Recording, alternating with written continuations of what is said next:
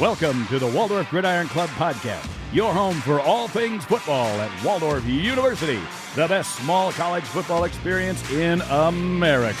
Hosted by Andy Buffington and me, Troy Thompson, from the secret GridIron bunker beneath Bullstorff Field.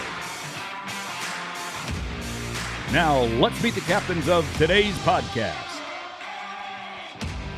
All right, ladies and gentlemen, boys and girls, children of all ages, welcome to the Waldorf GridIron Podcast, Season 2, Episode 4. Yeah, so we're staying with our theme, kids. Those of you that follow along on the social media and then here on the podcast universe, whatever that's called, is it like a podverse, Troy? Yeah, I don't know. Okay. I mean, I'm a podcaster, but I don't know what it's called. Okay. Like a Twitterverse or it's a Potterverse. Yeah, sure. Well, Potterverse. Yeah. It's not that. But still, so what we're going to do is that, we started off with one of our favorite players. We talked about that last week. Then we brought in the new head coach. And last week we brought in our guy that's been here forever. He's the oldest guy. Oldest guy, right, Coach? Yes, sir. Yeah, he's the oldest guy on staff. And he was arguing about that because Darwin Christensen is technically older. Oh, yeah. But okay, so for full-time staff. Not even, I mean, technically, but also obviously. Oh, it takes, I think it probably takes 2 choppas and maybe like half a pair more to get to coach's age. A lot of football over there. A lot of football. So anyway, we're sticking with our theme of coaches, and tonight we're pretty excited. We're bringing in the big dog, and quite literally and figuratively the big dog, and the offensive line coach, and he'll be starting his second year with the Warriors, Ethan Aune. You like that? Wow, that's everybody loves him. Yeah. You were just ready with that. I was. It was a really long intro. I didn't know if I could hold my button that long. I don't know. So, Coach, everybody calls you Coach Aune, of course, because that's who you are. Is there any nicknames out there that we're missing? Not any that I'd be willing to share with you. Oh, all right. On air. Well, and he's too big to throw up against a wall. Well, I mean, for us. That's true. There's always somebody bigger out there. Yeah, that is that's true. Hmm? That is true. All right, Coach. The 23 season is underway. Yes, sir. And this is really the bread and butter time for any coaching staff, and you guys are out there pounding the pavement, talking to kids, bringing them in, everything like that. How is the recruiting trail going here at the Woo? It's going well. I mean, we had to, make some quick adjustments there with Coach P and everything going on, but I think for, the circumstances and how that all turned out, we've, went with the flow, and it's been pretty good, to be honest with you. Yeah. Excited about it. I think our visits have went well, and I'm excited to see this class coming in. Heard this is dropping on Friday, so I can actually talk about it. Yeah, Yes. and it's going to be great. So the hope is that, As far as you know. yeah. Well, the hope is that nobody missed it because after this we're recording this podcast earlier in the week, and it's going to drop on Friday. So we're hoping nobody missed the fact that 2 days ago on Wednesday was the big reveal party. I mean, that's what we do now. If you're having a baby, you do a gender reveal. If you're, I don't know what else, promposals, all the big stuff. That's a good idea, though. If you could have a balloon or some sort of minor explosive with a team color in it, and then people would say, "And I will be attending." Boom.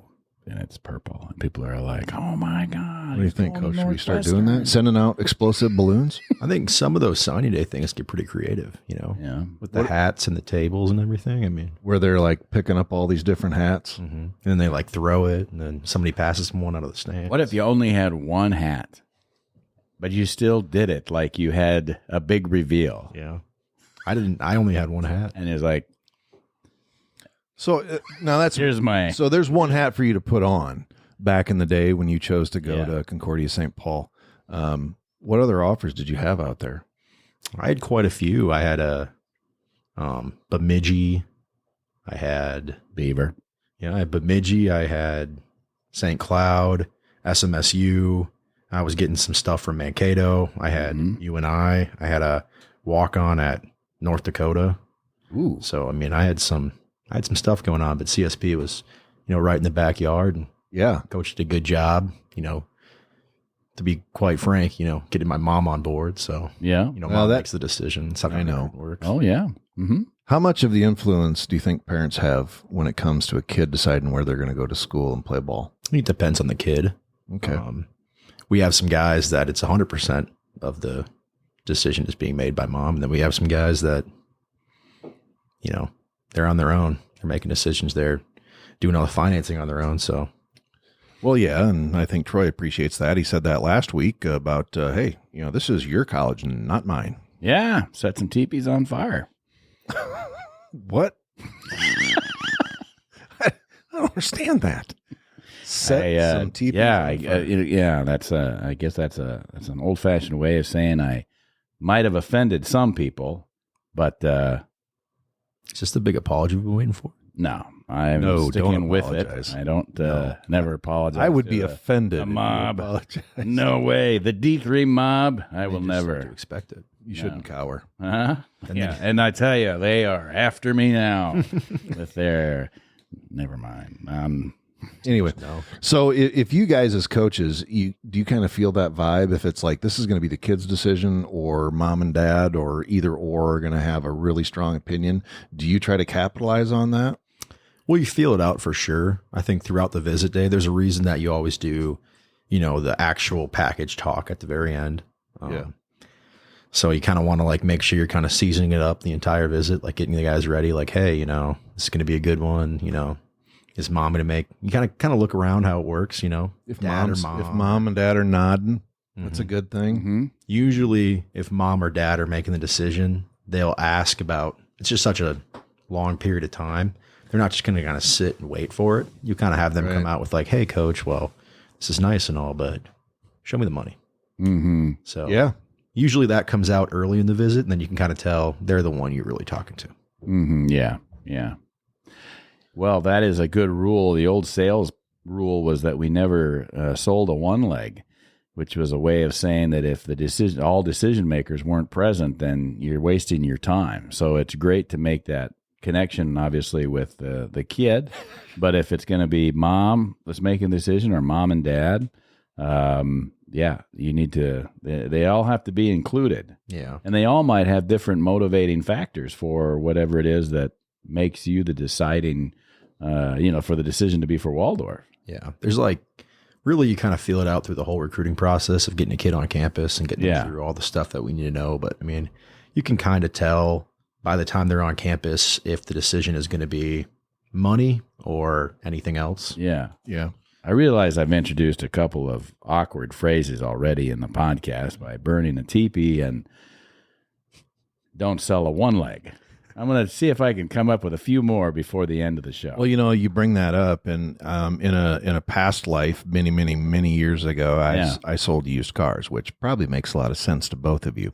But that was always one of my favorite sales ploys, is that you'll get a dude comes walking in, Yeah. and he's looking at a truck or whatever, Yeah. and of course, you're asking them, so you got a family, anything? Oh, yeah. I mean, wife and I got 2 kids and everything else. And so you start talking finance after they test it and they like it. And now let's see what you can do on price. And, of course, then that's when the fight begins. But my favorite thing was always to look at somebody and say, I'll tell you what, you go ahead and take that. And we don't even say, let me go talk to my manager, because that's the standard line. Yeah. It's like, tell you, why don't you take this paperwork home, talk about it with your wife, see what she has to say. And if she's cool with it, come on back. We'll make a deal. Well, I mean, what guy's going to go, dude, I thank you. Yeah. I mean, my wife doesn't make all my decisions for me. Well, correct. And in full disclosure, I don't get, my wife lets me make decisions. Yeah. But, I'm not going to go buy a truck without her say so. I did a lot of in-home sales. Oh, And Kirby vacuum cleaners? no, much worse. I was a siding salesperson, and in the cities. You're that guy. I am that guy. We're walking out of here with a deal. What's it going to take to get you in this house here with this siding, or maybe a window or something? And I'll tell you what, if there was a situation where I felt like there was going to be a fight involved between the husband and wife, then who were always named John and Mary in all training scenarios. Let me tell you, John and Mary, let me ask you a question. It's always the same thing. But anyway, so I would say, you know what I'm going to do? I'm going to go ahead and I got a couple of calls to follow up on. I'm a little bit late for my next appointment. I want to give them a heads up of what's going on. I'm just going to run out to the car there, make a couple of phone calls. You guys talk it over. And I tell you what, when you're ready for me to come back in, just go ahead and flip that porch light up and down. And I could always tell based on how long it took whether or not this was a deal that was going to happen or not. I didn't have any phone calls to make, obviously. I just sat out there, and back then I smoked cigarettes, and so I just wait for the people to do that. And one time I was in Wisconsin, and I did the same thing. That was called the porch light close, and then I'd leave. But this time I had gotten a flat tire on my car, and it was ridiculous. The company car was a Trans Am. This was turn of the century, like 2000, and obviously, and so, and the 1900 Trans Am's a classic, though I will say that is a nice car. So I got out of there, and I had gotten a big flat, and I had like a newbie sales guy riding with me, and we're going through Wisconsin, and then you get and it was a back tire flat, so I had to change it for the little donut tile on a Trans Am. That looks so stupid, and it was on the side that, like, when you pull up to the house, like they're clearly going to see it. Mm-hmm. So you roll up first of all in a Trans Am.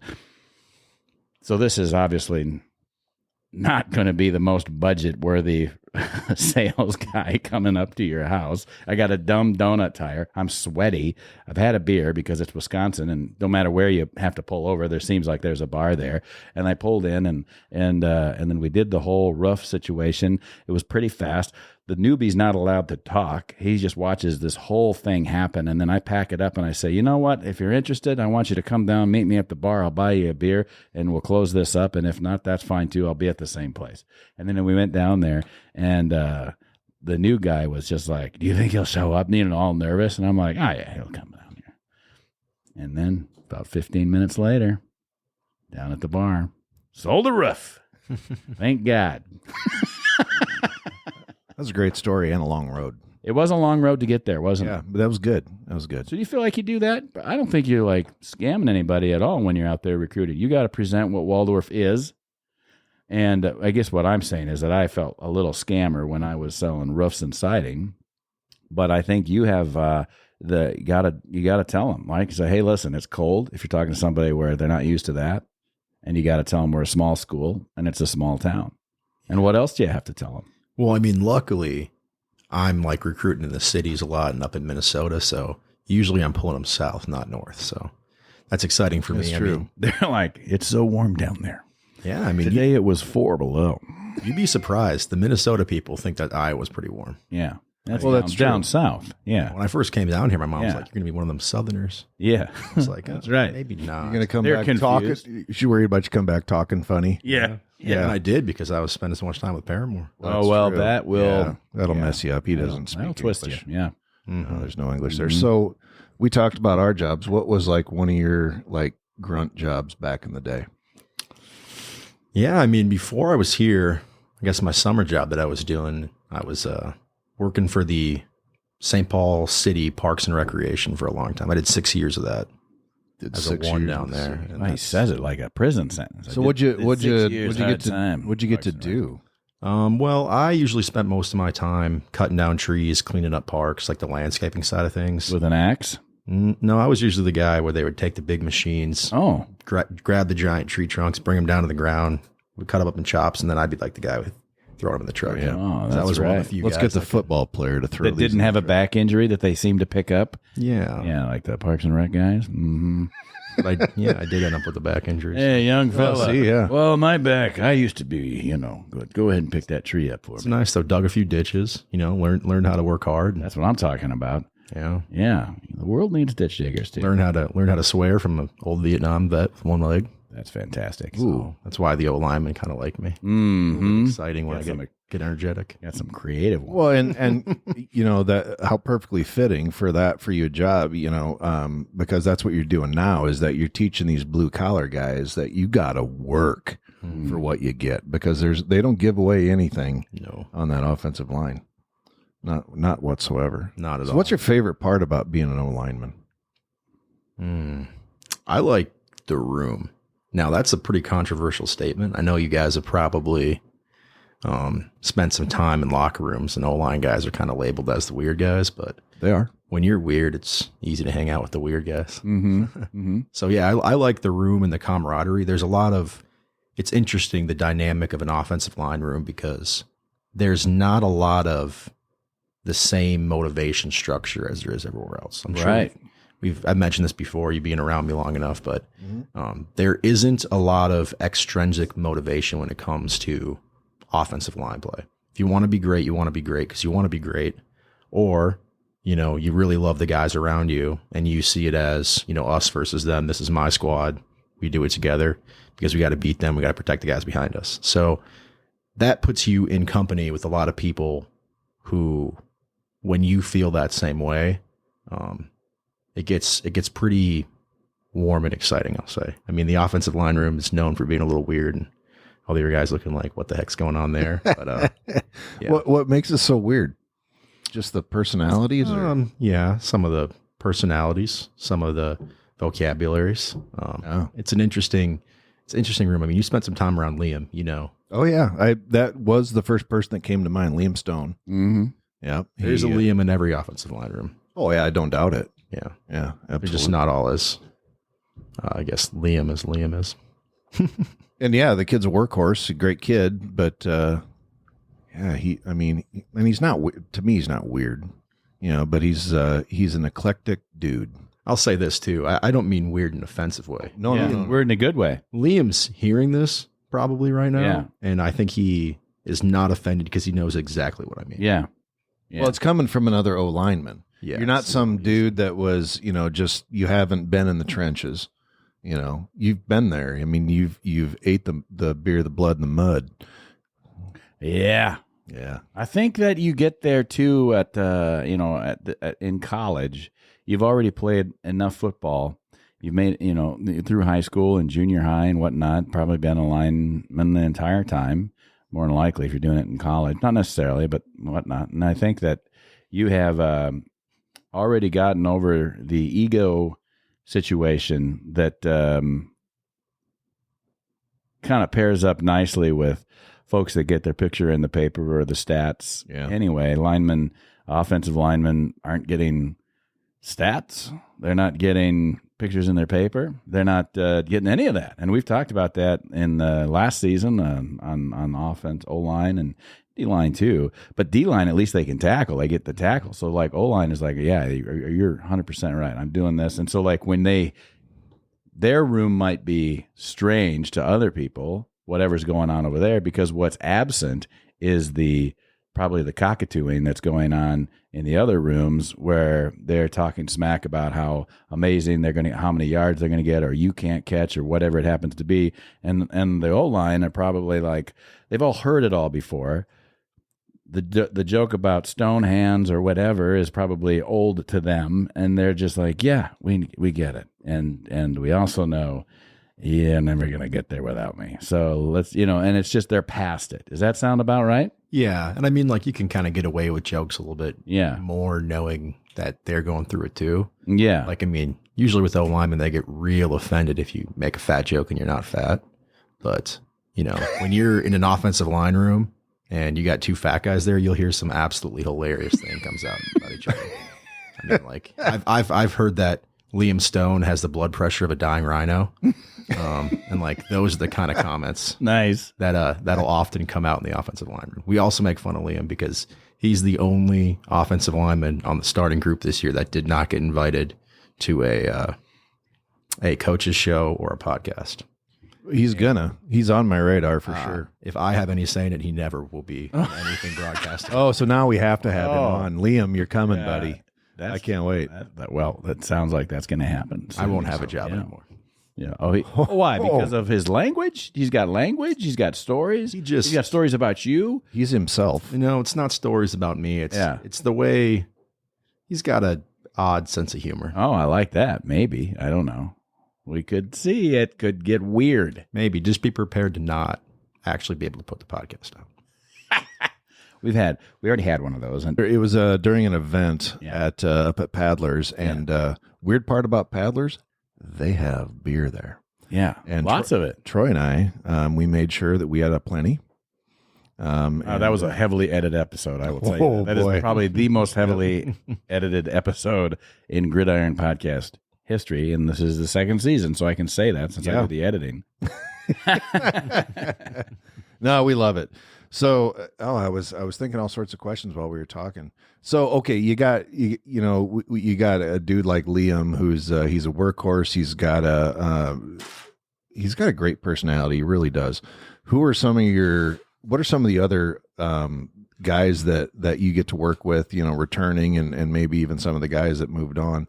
What are some of their personalities like? Because I think of a kid like Logan Miller. Logan's always really serious, it seems like. Yeah, Logan is really serious, and he's always down to business, and he's one of the toughest kids I've ever met in my life. Oh yeah. And I played through some pretty big stuff, but Logan Miller's he's a one tough dude.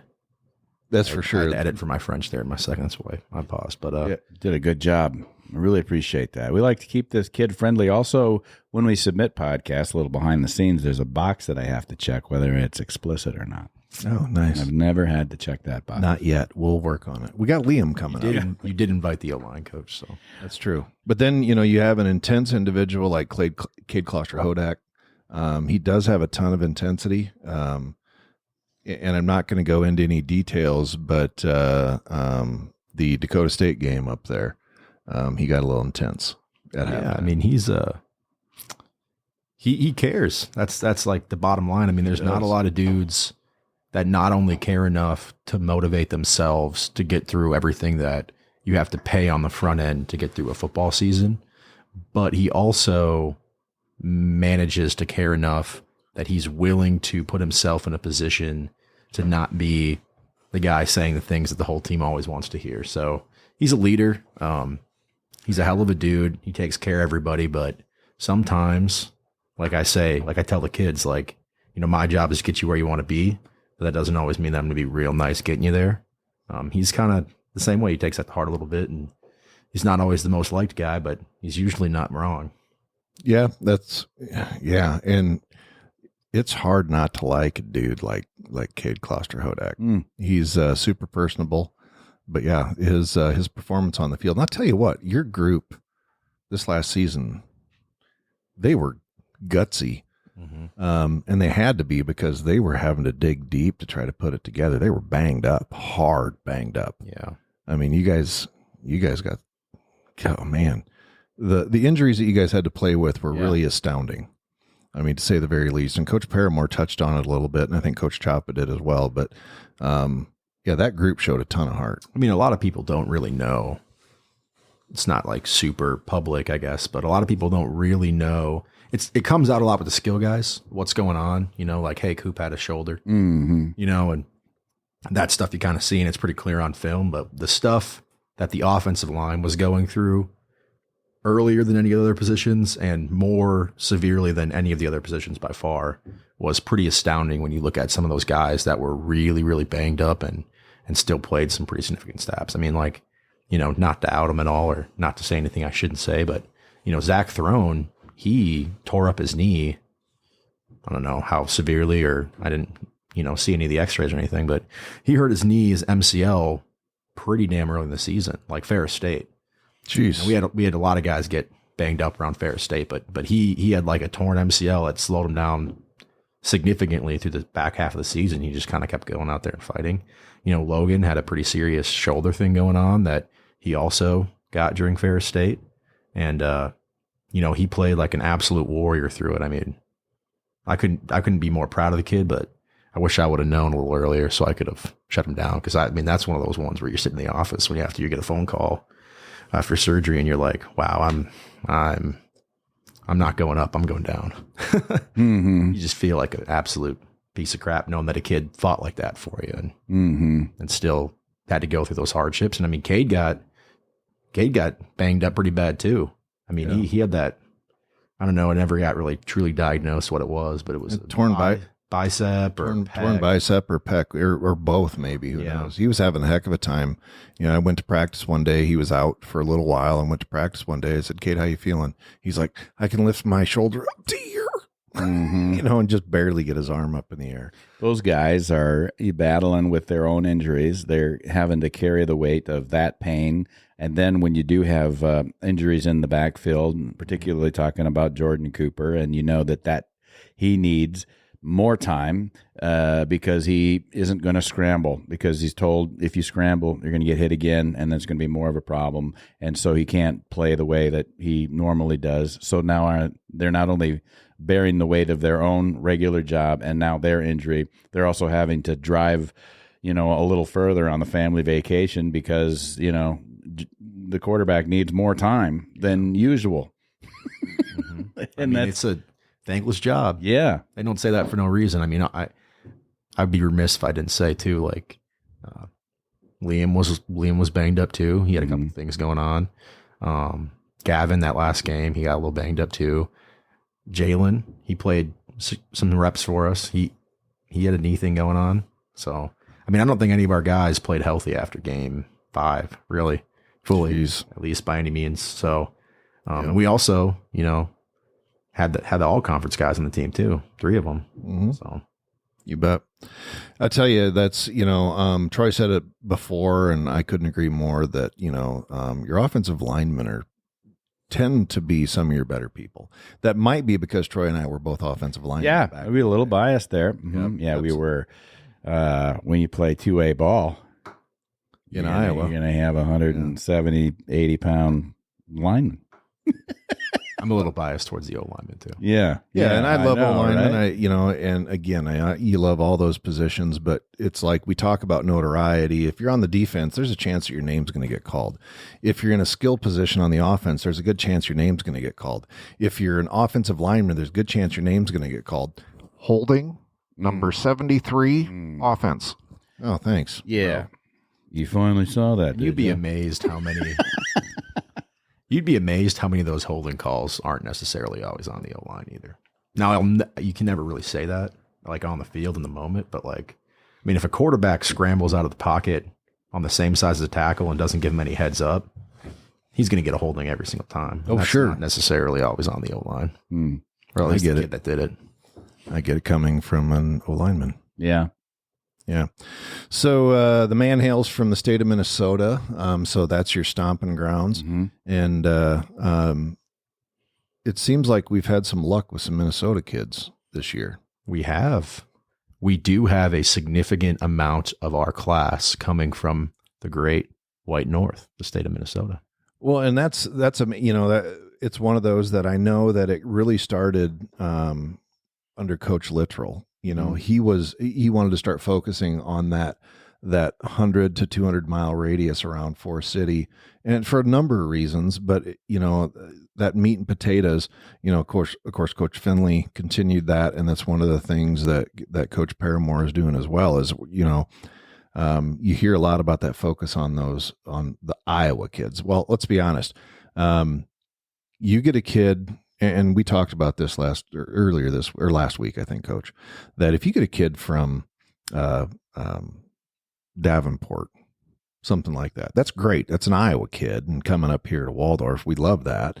But the reality is, if we get a kid from Alden Conger, Burgett, that's where he went to school. But it's like, that's a local kid. We get a kid from Mankato, that's a local kid. We get a kid from the cities, that is a local kid, because what we're really hoping from the university point of view, the GridIron point of view, and our team's point of view is that we want mom, dad, grandma and grandpa, aunts, uncles, cousins, friends to come on down and experience this weird thing that we got going in essentially the middle of nowhere. Yeah, we want everybody to come, and of course, every parent tries to come and see their kid play, regardless of where their home of residence is. But it's just so much easier for the folks within 120 miles to do that. We went to every single game that our kids played, and no matter where they were at, and so that we assume that that's going to happen for the folks that are around here.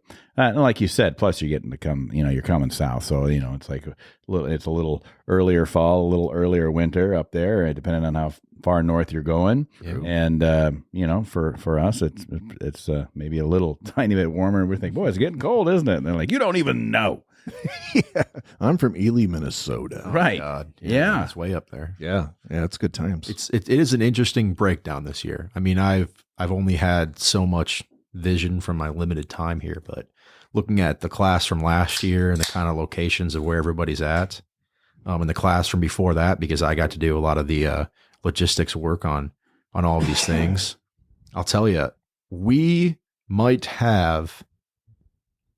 Now, this is going to sound bad when I first say it. We have a few less Iowa guys on the docket this year, but I think if you kind of take our average, and I don't have any math to back this up because I didn't do it for the 180 kids it is, but if you look at this year versus last year from the average, just in the mindset when I actually look at the guys, we've got more guys from within 2 hours, and a lot of those guys are Minnesota.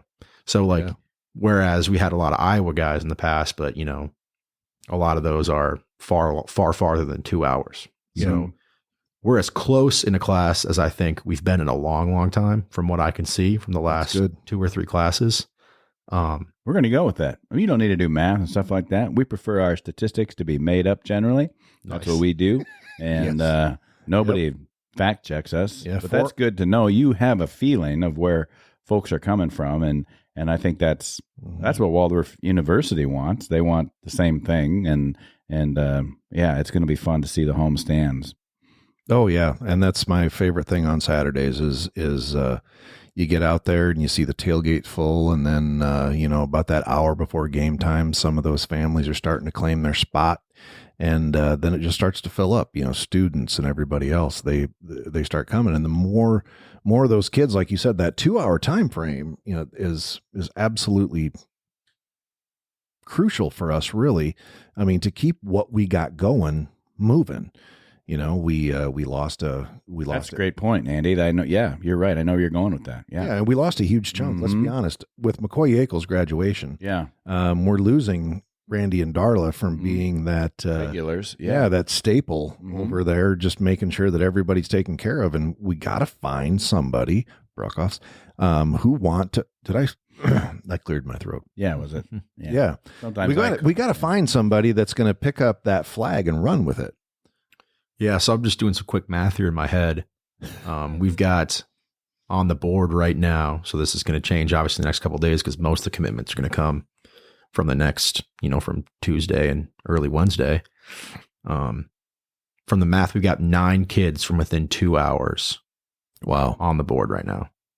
And I think all of them are Minnesota. Yeah. And this is total team, or is this just the line? No, this is just this class. This class of commitments, yeah. Mm-hmm, mm-hmm. But for all positions. Yeah, for everything. Well, and so if you showed up on Wednesday to look at this incoming class, the reality is that we're nowhere near done. The vast majority of people that are going to make their decision are going to make their decision in Tuesday and the early morning or before noon on Wednesday. I mean, that's literally called signing day. So there's a lot of kids there doing the hat thing. And so nice. We're going to get, the answers to a lot of these kids that we've got out there just like floating around with offers in the next 2 days. So that's how and I know there's a ton of offers out there, which is good. You're playing the numbers game. What is there any contingencies where, hey, okay, we got 85 returners, give or take, a few kids. If 60 people decide to jump in and say, yeah, we want to come play at the university, is is even a statistical probability? I'm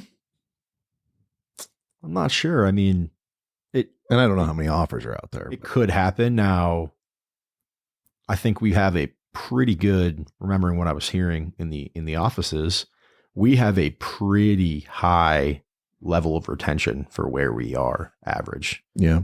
Between the years, I think we've got a pretty good amount of kids still on campus. We didn't lose as many as we have in the past couple of years. Mm-hmm. So we're replacing some seniors and we're replacing a couple kids, but we're already at a very healthy number for, pre-spring ball. Right. So 60 kids, I mean, I could see it happening. Waldorf's a great place to be, but couldn't agree more. I like following Twitter. That's where the kids are posting their, blessed to receive an offer. Yeah. Blessed to receive an offer. Is that? Oh, yeah, they do say that. Yes, they do. Is that a thing?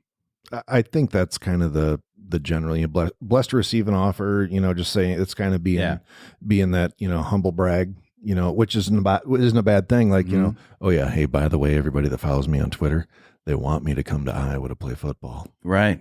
Yeah. Well, I feel very blessed. See that a lot, and I love it. I do. So, folks, if you don't know about the tweeting, that's WU Warrior Football is the handle for.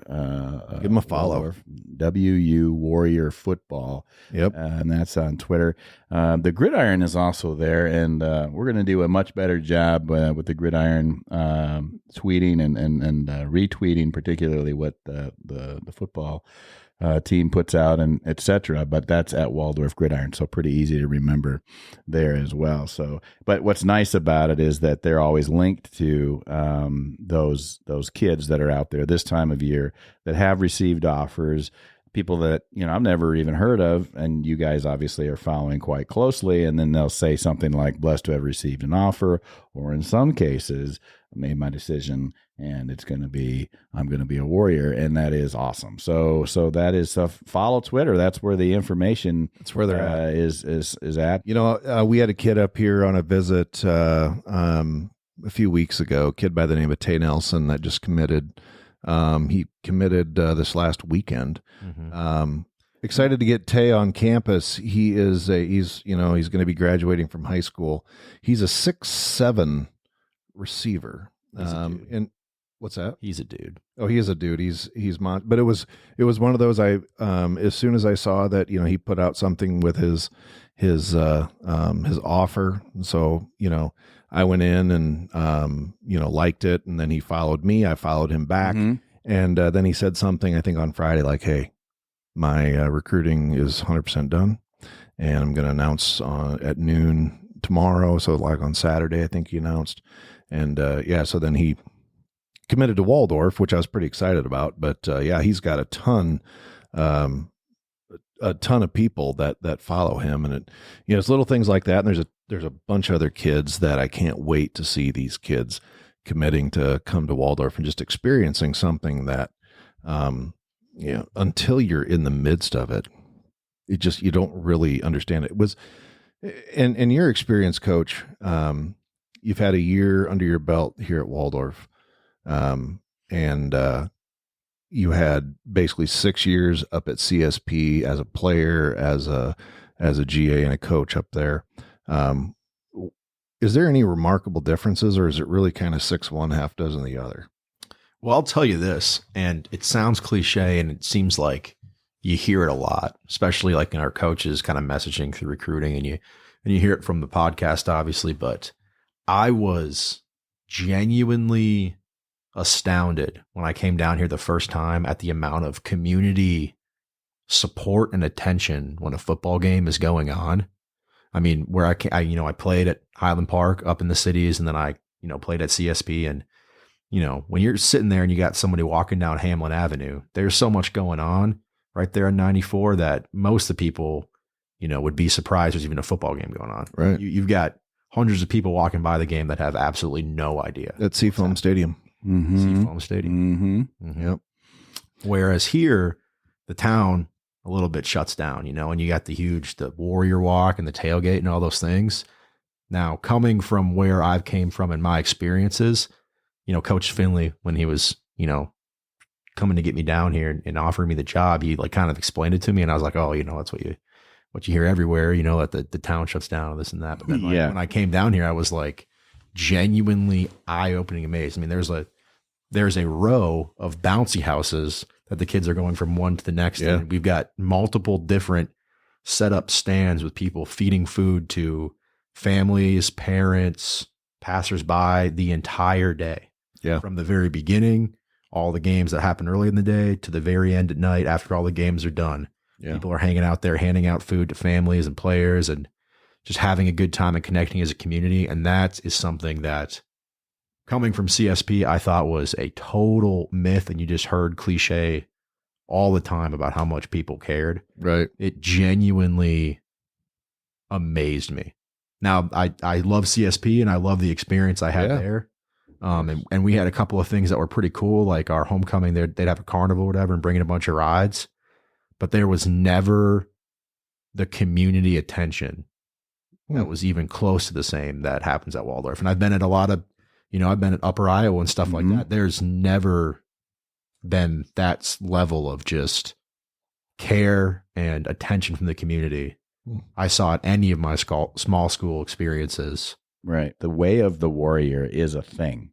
Yeah. And that is a thing for the football team. And I hope that they just kickstart it all the way through the administration at Waldorf University, because who we are warriors. As a former warrior, like Army type, I can tell you that it seems like it's the small towns that pay the biggest prices and they have the most investment. And it doesn't matter if it's like World War II or modern day or 1,000 years ago, whether it's, some Norwegian town in the middle of nowhere, with everybody knows who the warriors are. And they have an entire community investment in the success of those warriors, not just the physical battle part of whatever it is that we're doing, either on the gridiron or in history, but just the actual success of those people hereafter. The whole community is involved with that. And I think that just doesn't exist as much in the big cities.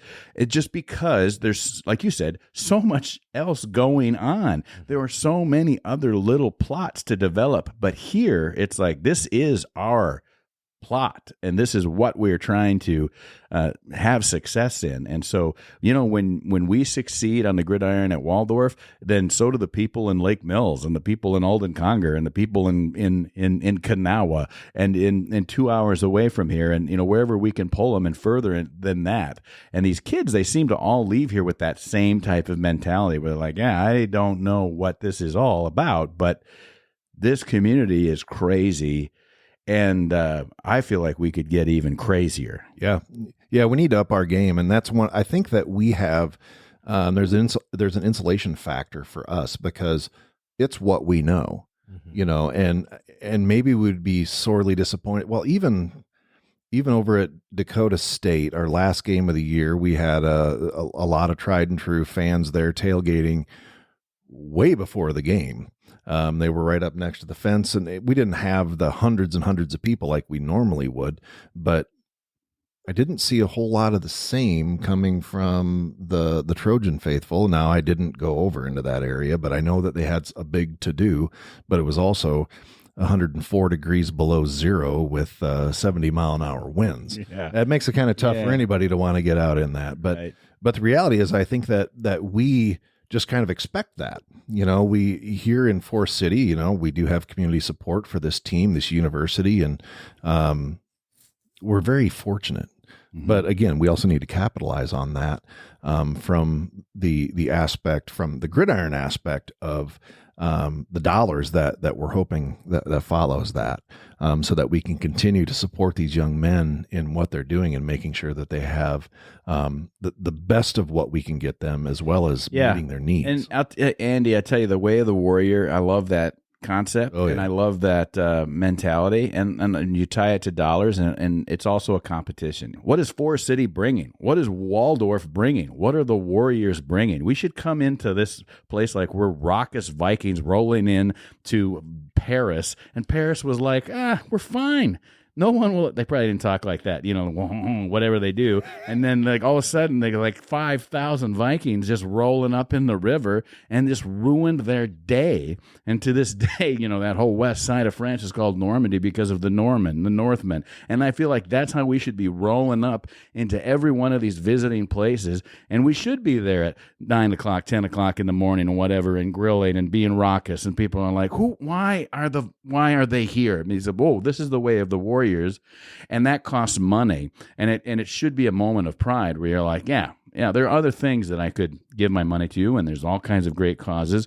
But when you look at it, to me, it's a competition. What's Forest City? What are the Warriors bringing to this competition? Because the kids are out there obviously busting and breaking their butts to make this victory happen so that you can take pride as you wear purple. But what are we wearing as fans, with our wallets? And I guess that's the challenge for 2023 is like, it's not just that we're going to buy stuff.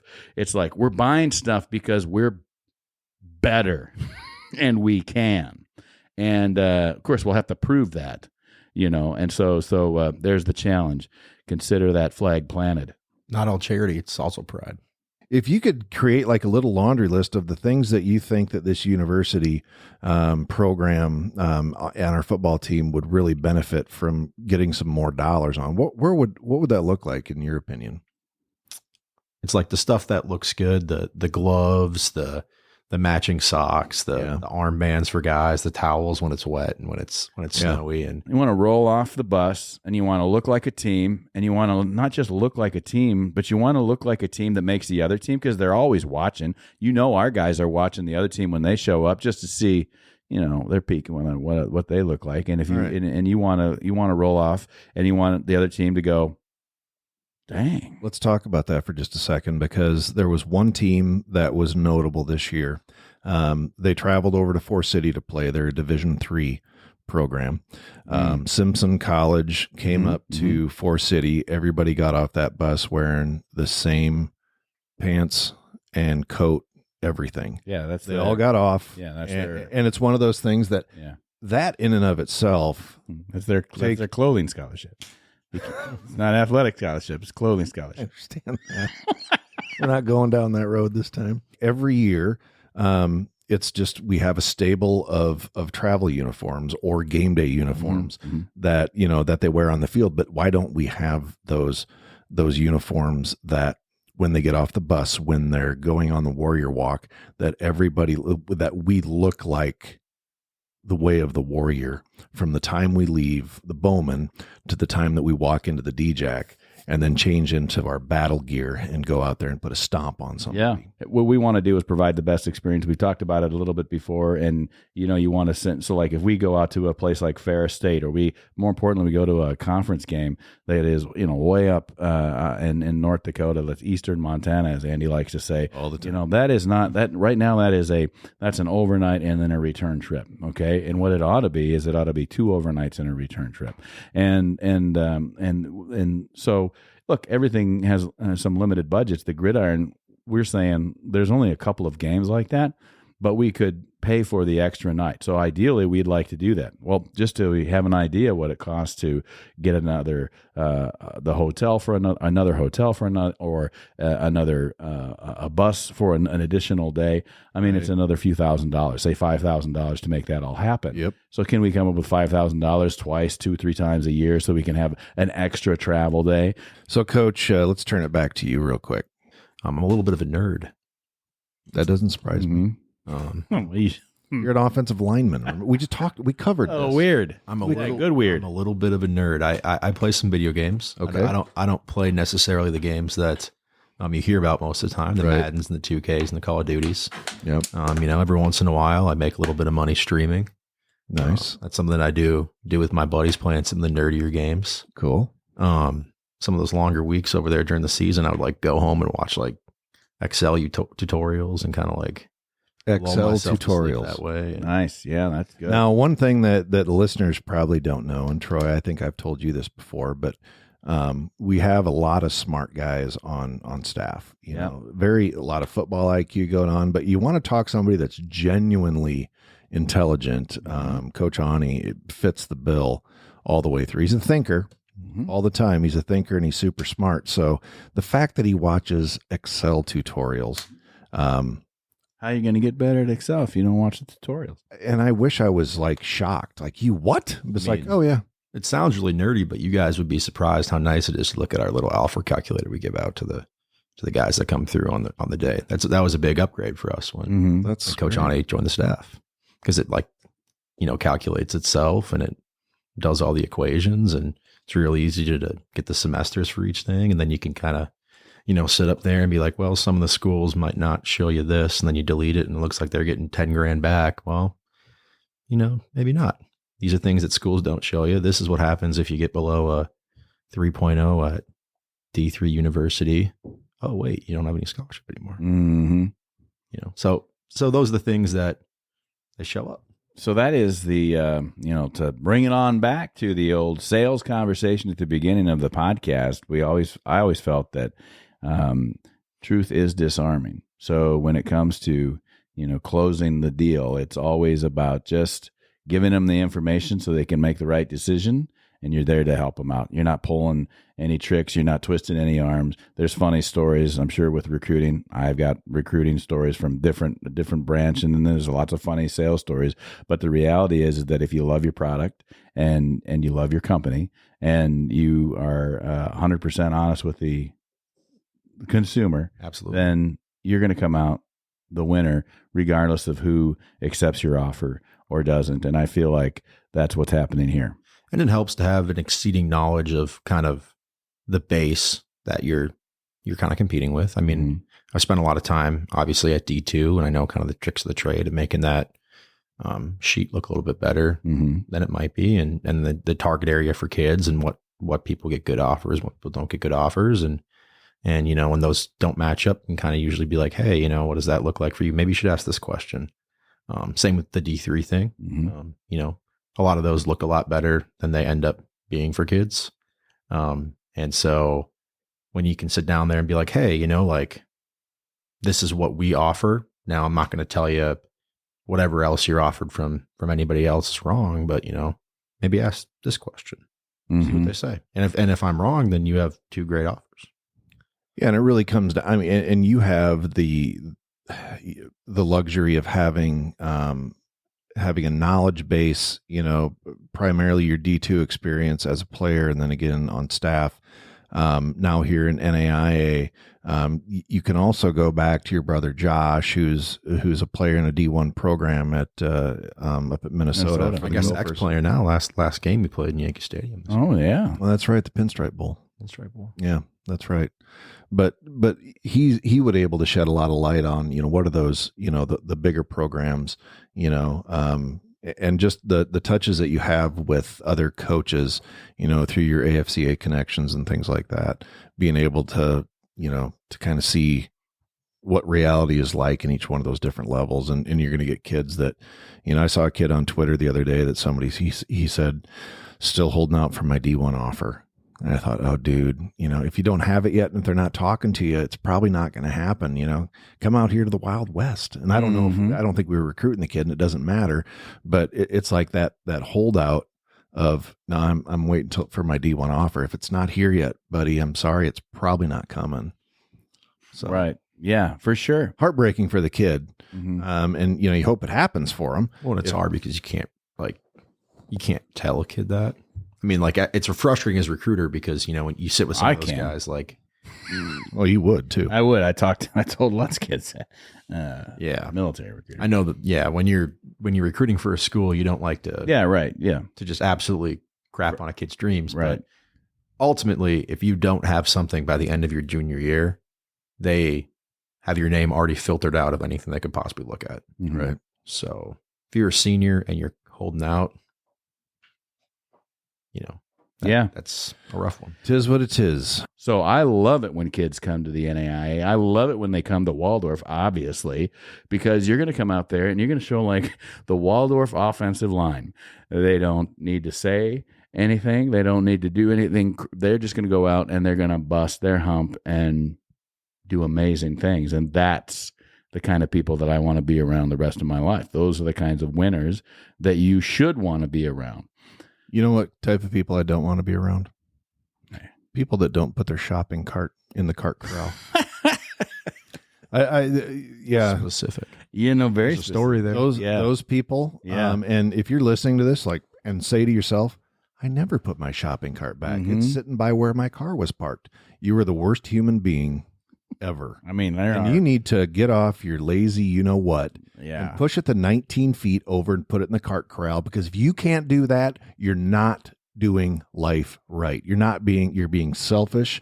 You're being self-centered. You're being a jerk. Yeah. I really want to say some bad words. Yeah. You guys got to be careful because you can get me into some rants here. Oh yeah, and Not I even close to the worst people. Not even. Yeah, I wouldn't say that you're right, that those are bad people. they're terrible people. I'm going to tell you right now Okay, that I have left a cart. Troy. I've left a cart in an open Troy. parking lot because I was mad at the store. Show them. That way it can bump into somebody's car, and that will really get the story. That is exactly right. Yeah, because normally I'm that guy too, where I'm like, you put your cart back, and that's the right thing to do, by God. I'll push it all the way back in. You're welcome, Costco. And I'll do that. Yeah, but it's like sometimes there's been. I'm disappointed. Who do you think is the worst people in the world? In my opinion, the worst human beings are people who are in, male restrooms that have a tall urinal and a short urinal, and you're a short guy and you go to the tall urinal just to feel good about yourself. And then I have to sit there and wait for you to use the restroom because I literally cannot use without standing across the room the small urinal. I despise you. That's to the bottom of my heart. And it's been So specific. Yeah, that's good. Yeah. You're sitting there and all you need to do is use the urinal. That short guy had to figure I could it see in out. bathrooms from now on, they'll call it the Aune rule. And in bathrooms, there's like the thing at the amusement park where it's like, if you're not at least this high, you have to use the short urinal. Hey, shorty, you know where you need to It's go. not if there's a lot of them, but if there's two, one for kids and one for tall people. Right. And you're short and could use the short person one. And then there's two of them and you just make the choice to feel good about yourself. Yeah. Yeah. That to me, you're a selfish individual and I don't want to be around you. Wow. Coming from the guy, how tall are you? 6'5"? Yes, sir. Yeah. Yeah. So that's coming from the guy at 6'5". That's a pretty tall guy. Yeah. Mhm. Yeah. All right. You know what? I think we've covered every topic that we possibly can. Hill and Coach, Vale unless, and urine. what do you think? What are we missing something? Hey, I'm an open book, like I said. Ooh, careful. Is there anybody significant in your life right now, Coach? Yes, sir. I've got a pretty serious girlfriend. Sometimes I get lazy and just call her my wife. I mean, we've been together for a long time. So when did you meet? And We met You the are fresh- lazy. Go ahead and wait. the freshman year of high school. so you guys went all the way. Freshman of high school. We've been dating about 10 years. Wow. Is there something that you're hoping to discover about her? There's like, one more date. I think we'll have it. No. I don't make enough money to provide a stable life for her right now. So Yeah. You know what? it's my inadequacies. Don't worry about that. Don't worry about it. I was so poor when I got married. We're all poor when we're young. Oh, I had a job at the radio station and not a lot of money. That does not pay super great. Coaching is a challenge, but you know what I've found is that when it comes to that type of stuff, boy, you can get through anything if you got the right partner in life, and that's the best. It doesn't matter what the checkbook says. I think I think in a couple ways she feels pretty secure in my relationship with her. I mean, right now she's living up in the cities with my little sister in the house and my little brother living with her. So I don't feel like she's super worried about me just doing anything stupid. No, but yeah, I mean, I wish it was a little better circumstance I can give her right now, but unfortunately, it's just what it is. We're young, we're having fun. Well, it sounds like there's folks, a future. you've heard it. You heard it here. You Once go. again on the GridIron Club, send your checks to P.O. Box 125. When you're nerding out, you say you like to watch these obscure videos that other folks in the nerdery like to do. But is there a go-to shut the brain off TV series or movie that you're into? See, I'm a big YouTube guy because I feel like I'm constantly like at least absorbing something. Mm-hmm. I usually try to keep it now not educational, but like about learning something. I watch some so I guess I didn't give a fair enough answer. My initial answer. I do some other stuff too. I mean, I'm an outdoorsy guy. Okay. Every year the family over the 4th of July does a week plus Boundary Waters canoe camping trip where we no phones and go out there and survive. So nice. I like to watch some woodworking videos and stuff like that. There you go. You know, I try to be handy as best I can, even though, you know, I've been keeping old Rusty, my truck, alive for about 8 years now. We need to fix the heater on that, Coach. Best investment I ever made in my life. I bought it from Allison's dad. Oh, yeah? Oh, really? Yeah, he's the chief mechanic for the St. Paul City Police Department. Nice. He sold me a 2000 Chevy 8 years ago for $800. Now, That's pretty good investment. That's a good investment. She was yeah. beat up and you know, hail damage, broken window, but I just kind of Well, and I told you, into every once in a and while. I think I told you when you got here is like, you know, I at least had the title of anybody that was associated with the team from the football team that I kind of had the hoopty for a long. I've got a 2008 Ford F-150. She's got some cancer on her. And then here comes along this young upstart from Minnesota, and he drives in even more hoopty-ish type car. Yeah. Yeah, well, truck. But, you know, I lost my title. I don't think I can ever let go, Rusty. 8 years for $800. But I'll tell you this, her range is getting a little sketchy. Yeah. It's not one of those you want to drive home. I can't quite get home and feel super confident about Right. it. I overheated the other night, which is weird because it's super cold here, and I tried the old trick that I saw in the new Christmas Story, cracking an egg on the radiator, and I mean she's working so far. Well, Nice. Those are the kind of patches that Coach Aune is trying to put into. There you go. place here. You just like, hey, can you meet me in Faribault? Yeah, maybe Albert Lee. Maybe I will. All right. Allison was trying to meet me in Rochester last week, and I was like, That's the wrong direction. That's 90 miles. Yeah. I don't quite. Crazy. How about Austin if we're lucky? Yeah. All right. Nice. Well, I think that's going to pretty much do it for us guys. I want to say thanks. It's great the last few episodes that we've had, just to kind of get our coaches one-on-one in here to get to know a little bit more about them. And it's good for you guys to hear that because we have such quality in our players, but especially on our coaching staff. And for those of you that don't get to spend time around them, it's one of those things that I'll be extremely honest that, you know, I spent a little bit of time with them on Friday. They let me kind of hang out while we had recruits come through. I was kind of in the way more than anything, which is awesome. But the reality is that, you know, I was kind of a little bit grumpy because I didn't get to go down and see my oldest daughter and son-in-law and the kids they're taking care of right now. But just the energy that I get from you guys, just you guys being so accepting of this old dude that just wants to hang around a football program and do what I can to try to make it better. But it's been so much fun just getting to know you guys so much better. And it's great for us to bring you guys in and let our listeners, both of them, really get to know you guys at a little bit more personal level and see what makes you tick and talk a little bit of football. So I want to thank you there, Coach Aune, for taking some time tonight and coming out and saying hello to us. Well, of course. Hopefully, I don't disappoint when you guys meet me in real life. Never. Yeah, and take the time if you see Coach Ethan Aune out there in public, make sure you go up and shake his hand and tell you how much you love him. That's right. And then don't take the tall urinal. Ever. Yeah, not when I'm walking in. If you're shorter than me and you go to the call one, I don't like you. Well, you can just pick him up and move him, Coach. Yeah, I too much respect for myself to touch a piss. Sounds good. All right, that's going to do it for us on this episode of the Waldorf Gridiron Podcast. Thanks, everybody, for taking time out of your day and getting to know our coach a little bit better. And, well, you know, killing an hour or so. So for Troy Thompson and Andy Buffington, I want to thank you for listening to this episode once again, and forever and always, go Warriors. Go Warriors.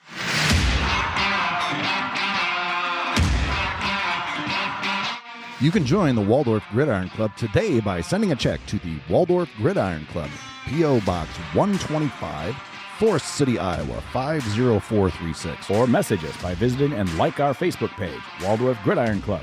Or email us at waldorfgridironclub@gmail.com. Or it's as easy as clicking on the Support the Show link on your phone. Become a patron of the Gridiron Club by choosing to support the program monthly. $100 is the black membership at $9 a month. The $250 level is purple at $25 a month. $500 is the Warrior membership at $45 a month. The all-conference level is $750 or $65 a month. $1,000 is the All-American membership at $85 a month. The champion level is $125 a month, and that's $1,500 a year. $2,500 is the Hall of Fame membership.